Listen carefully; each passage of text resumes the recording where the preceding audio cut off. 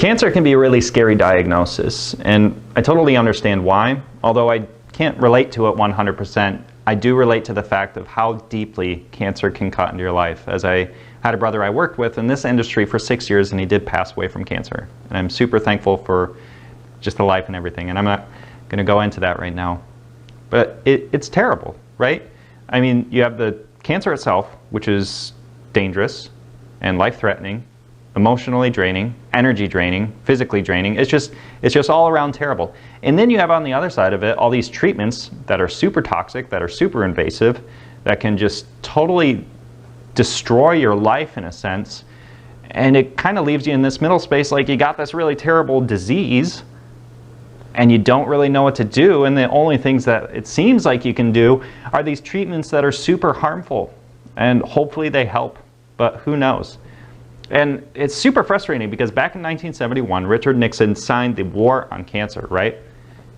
We've only had a 2% increase in the longevity of cancer patients. A 2% increase on the longevity of cancer patients? Yeah, they throw all these stats out. They make it sound like it's this, that, and the other. They look at 5-year survival, like you're cured if you don't have cancer for 5 years, but when you look at the longevity of cancer patients, it's a 2% increase. I don't know about you, but that tells me that the war on cancer, we're losing it. We're not winning right now. And it's really frustrating because we've spent billions of dollars. We've really focused in on our science and trying to bash our head against the wall on this thing. And we've only had a 2% increase in longevity of cancer patients. And that's not to say that the doctors within the system are necessarily ill-willed or bad or just greedy. Like, I think there's a lot of good doctors within the system. But if your borders are here and here, the individual can be as good as they want, but there's a cap on how much they can change, how much effect they can have on the cancer itself, because the system itself is flawed. So that person only has so much room to grow if the system borders are here and here. So I think there's a lot of good doctors, but we have a system that is failing us.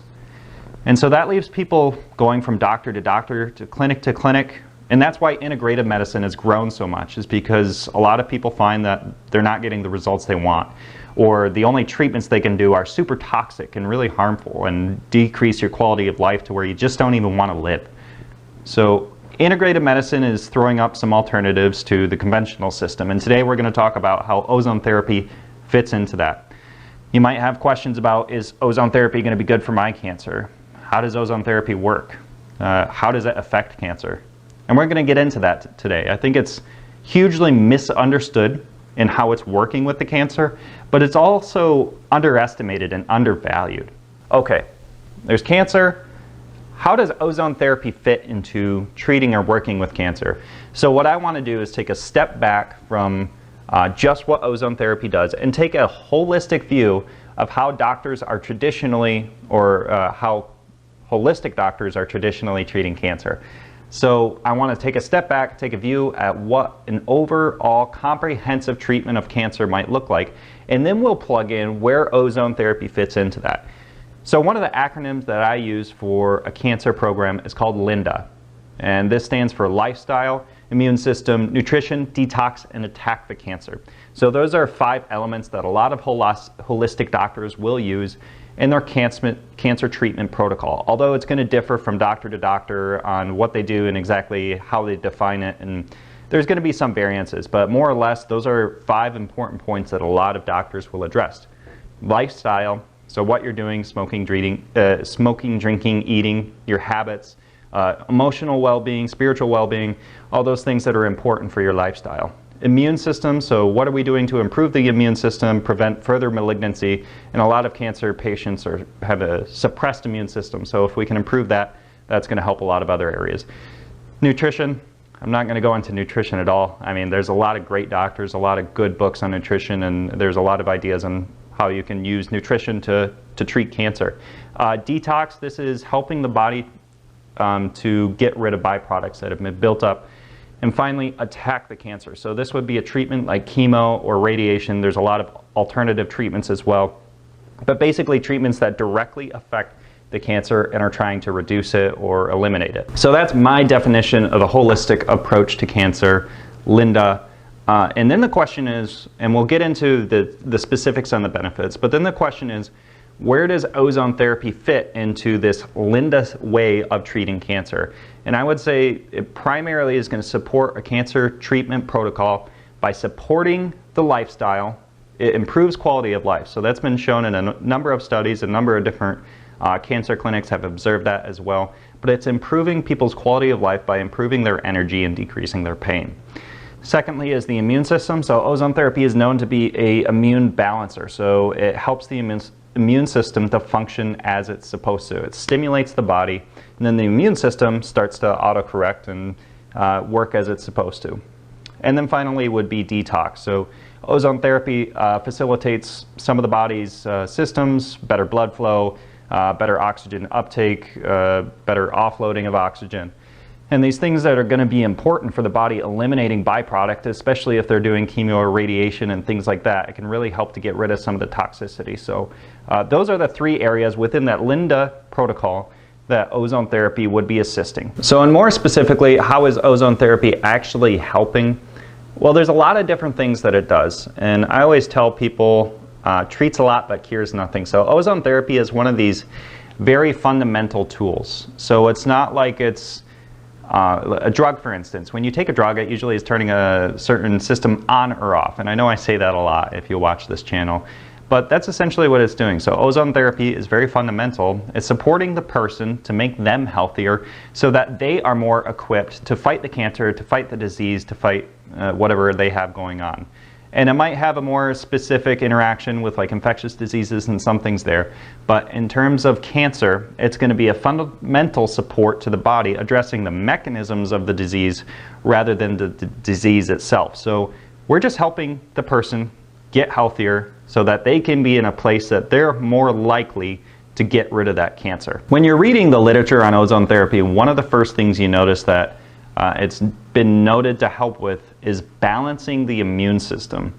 So this is different than just boosting the immune system. Immune balancing is a twofold action in that if it's overreactive, it's quieting it down. And if it's underperforming, it's helping to raise that up. So cancer patients are often immune suppressed, meaning that their immune system is not working to the degree that it needs to.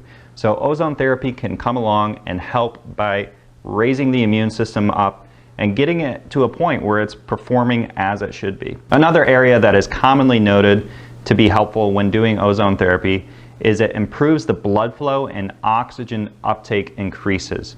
So blood flow is important to the body because if you have poor blood flow, that can create the hypoxic tissues that the cancer likes to dwell in, or it can create an acidic environment because the nutrients aren't getting to the areas that they need to be getting to.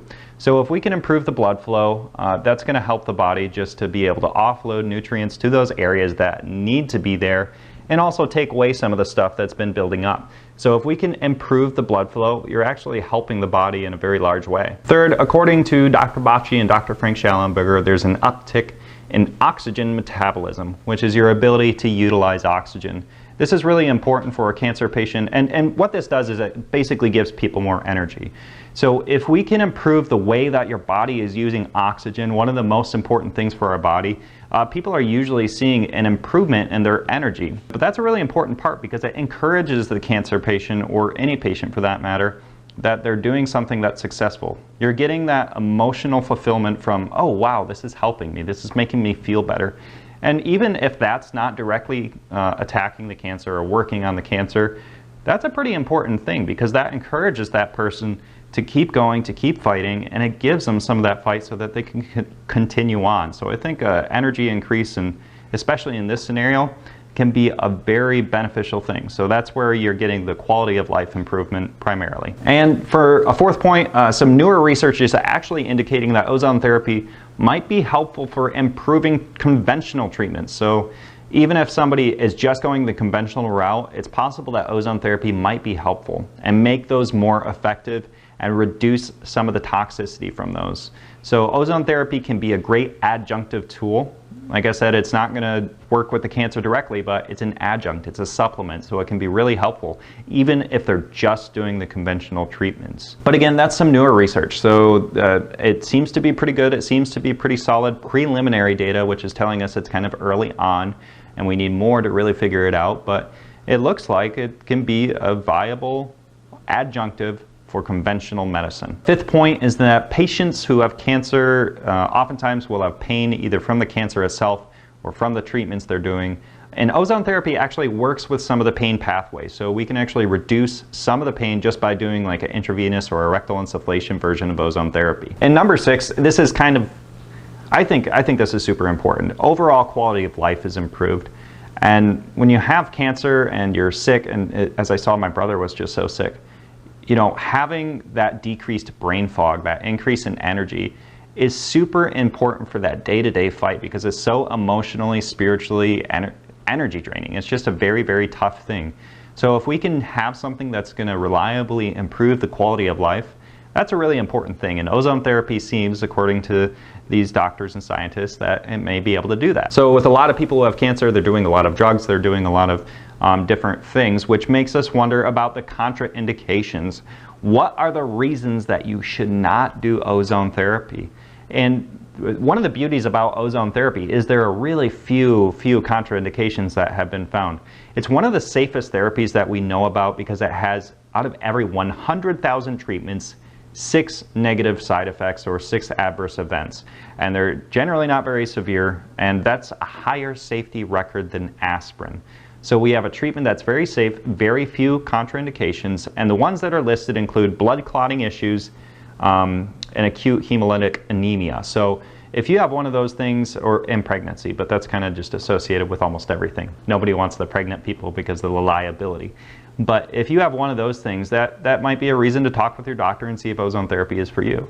But ozone therapy has very, very few contraindications. Again, it's not really forcing the body to do something. It's not like a drug. It's just helping the body to perform better. So that's why it can be used alongside of as an adjunctive or a supplement to either conventional or holistic or both. If you're somebody that's recently getting into ozone therapy, you might be wondering, well, how is the therapy actually done and what is it going to cost to me? So there's in the clinic and there's at home. So those are the 2 primary ways that ozone therapy can be administered. And both are good. I think at home has a lot of value because it's a lot less expensive over time and it's really easy to do. It can be done in just a few minutes a day. So I think that's something worth looking at. But a lot of people are doing it in the clinic, and this is, they're going to withdraw some blood, mix it with ozone, and put it back in the body. And there's different ways that it's done, but there's basically major autohemotherapy. That's the standard practice, the most common one. They draw anywhere from 60 to 300 cc's of blood, mix it with the ozone gas, and put it back into the body. So it takes about 30-40 minutes or so for the patient and cost anywhere from $200 to $400 per treatment typically. There's 10-pass and high-dose ozone therapy, which are essentially doing higher doses of ozone than the standard major autohemotherapy. And those are generally going to cost, and I don't necessarily believe that more is always better. You know, that's up to your doctor's discretion. They have a lot of clinical insight that I don't. But just based on, I think, you know, we need some more research there. But that's going to cost usually anywhere from $1,000 would be inexpensive for a 10-pass up to $2,000. For a high-dose ozone therapy, that's usually $400 up to $700. And in regards to the treatments at home, there's really basically one that's going to be the most helpful for cancer, and that's rectal insufflation. There's also ear insufflation and ozone water. I think those are valuable adds to have. They're only a little bit extra, but an entire kit usually costs people around $1,000. So it's relatively inexpensive because that gets you set up with everything you need to do. And a lot of people get intimidated by it because you have to get an oxygen tank, and it's just different. It's not like taking a pill or just doing something at home. You're actually setting up a little machine and you have an oxygen tank. But I want to tell you, it's just super easy. It looks intimidating. It's not hard. If you just watch through some of the videos, and I have some on this channel on how to do it, it's really easy to get set up. And you can do rectal insufflation in under 5 minutes a day. Like I said, the whole setup is $1,000, and that gets you everything you need. So the burning question, I think, and I just want to provide a lot of clarity on this. Why should a cancer patient do ozone therapy? And my response to that is immune support and improved quality of life. I think that's really the most helpful thing that ozone therapy has to offer in terms of cancer patients. And that's why it's used in a lot of cancer programs, holistic ones that is, around the world. There's a lot of great cancer clinics that are actually implementing ozone therapy because they recognize some of the benefits that it has for cancer patients by improving their quality of life and supporting the immune system. And if you're just wanting to get started with ozone therapy, there's a couple different ways you can do that. Number one, check out if your clinic, it's going to be an integrative clinic. There's not really any conventional ones that I'm aware of that are using ozone therapy yet. But check with your clinic, see if they do it. If they don't do it, you can find at map.doctorsozone.com a bunch of doctors around the United States who do ozone therapy. The second way is if you want to do it at home, you can go to doctorsozone.com/guide. That's drsozone.com/guide. And that's just a walkthrough. A lot of people have questions about cancer, like you have a very specific type of cancer, right? So there's just so many different kinds, there's so many different ways that it's applied. Yes, some people do inject directly into the cancer tumor, but that's not like a normal thing. So usually they're trying to address the mechanisms of the disease, and that might work in some situations. Your doctor would know better about that, but generally I don't think it does.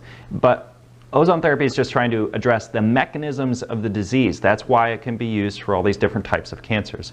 You know, it's a little bit different in the drug and the pharmaceutical world because there's this very specific type of cancer. We have this very specific type of drug. We have this very specific type of treatment. Holistic treatments are generally working with the body to get the body working better on its own so that it is more capable of fighting the disease, whatever it is. So that's kind of the difference and why I'm not necessarily addressing it works with this, and this type of cancer. It works with the body. And if we can improve the body, we're going to improve the likelihood of that person getting better.